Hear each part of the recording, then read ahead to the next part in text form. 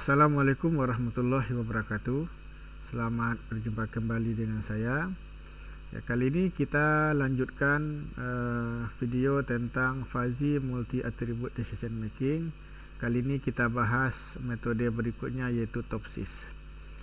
Ya, pada video sebelumnya sudah kita bahas kasus ini, yaitu pada video SAW dan WP. Kali ini kasus yang sama kita coba bahas di TOPSIS, ya.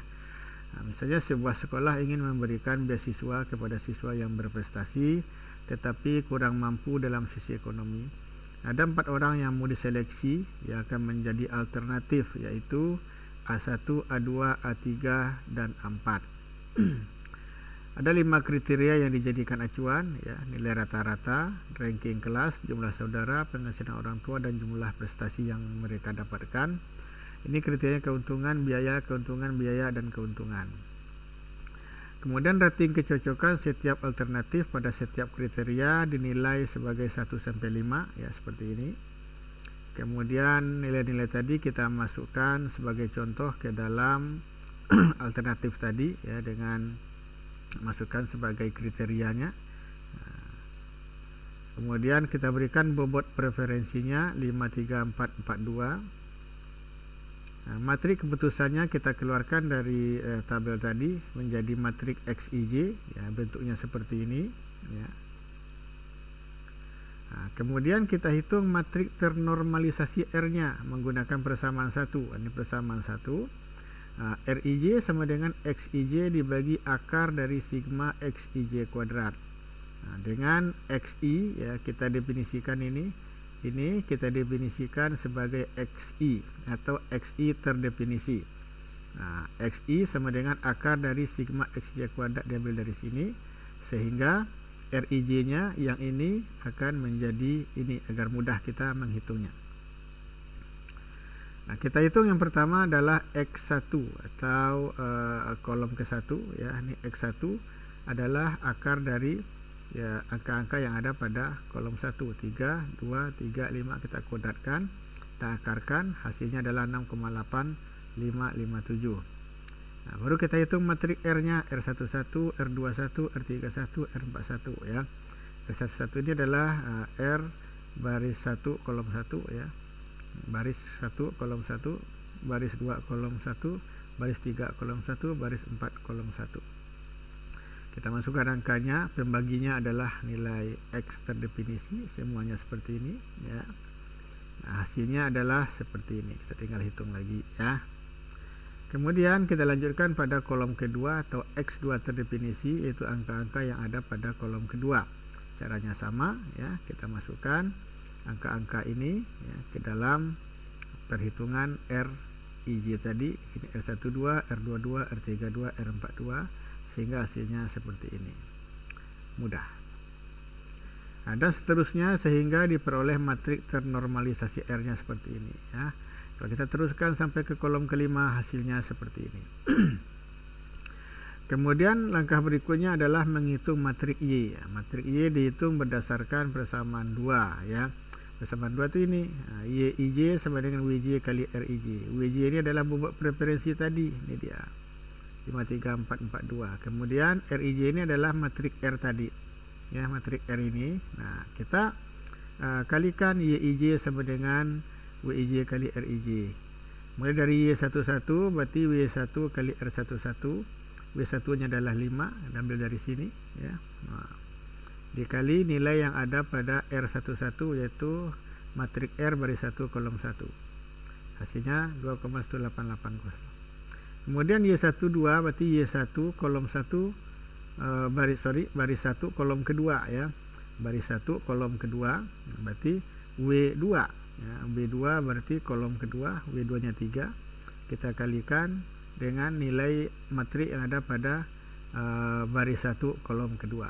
Nah, hasilnya 2,2678. Dan seterusnya, ya, sampai kita hitung semuanya sehingga hasilnya seperti ini, ya. Nah, yang 2880, 2,267, dan seterusnya sehingga ini membentuk matrik Y. Nah, kemudian menghitung solusi ideal positif dan negatif. Nah, ini dia persamaannya. Untuk A positif adalah Y positif 1 Y positif 2 dan seterusnya. A negatif adalah Y negatif 1, Y negatif 2 dan seterusnya.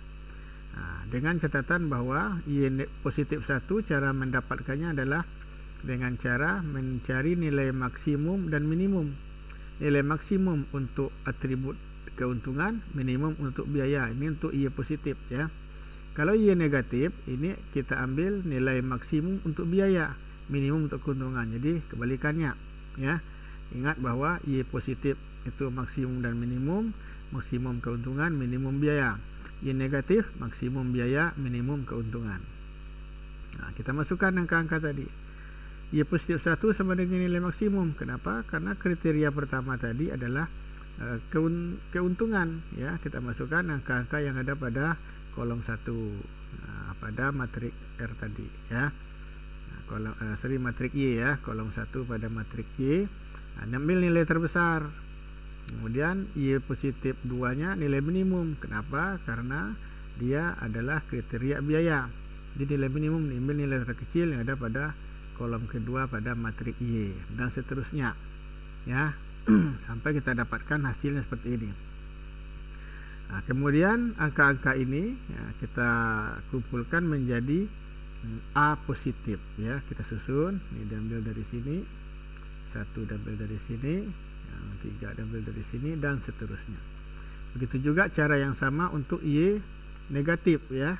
Y negatif kebalikan dari Y positif.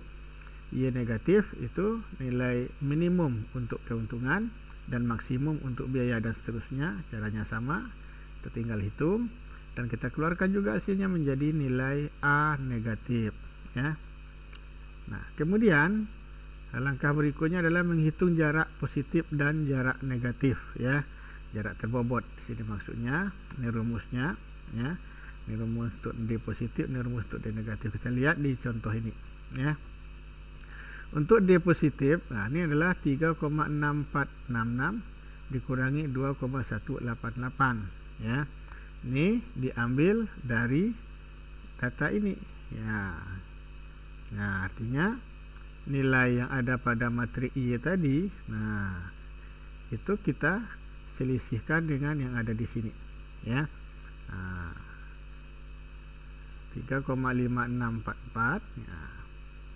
Ini dia 3,5644 dengan 2,188 yang ada pada matrik Y ya. Jadi untuk masing-masing nilai solusi ideal positif ya, ininya sama.